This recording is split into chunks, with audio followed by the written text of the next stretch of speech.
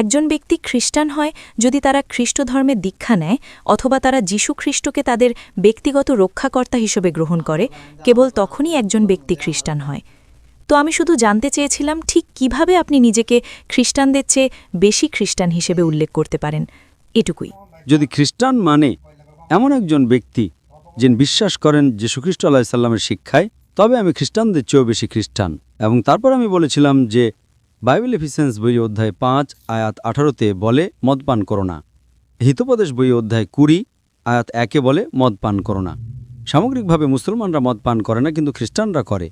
Isaiah বই অধ্যায় 65 আয়াত 2-5 বলে শূকরের মাংস খেও না। আমরা মুসলমানরা শূকরের মাংস খাই না, কিন্তু খ্রিস্টানরা খায়। যদি খ্রিস্টান মানে এমন একজন ব্যক্তি যিনি যীশু খ্রিস্টের শিক্ষা অনুসরণ করেন, আমরা মুসলমানরা খ্রিস্টানদের চেয়েও বেশি খ্রিস্টান।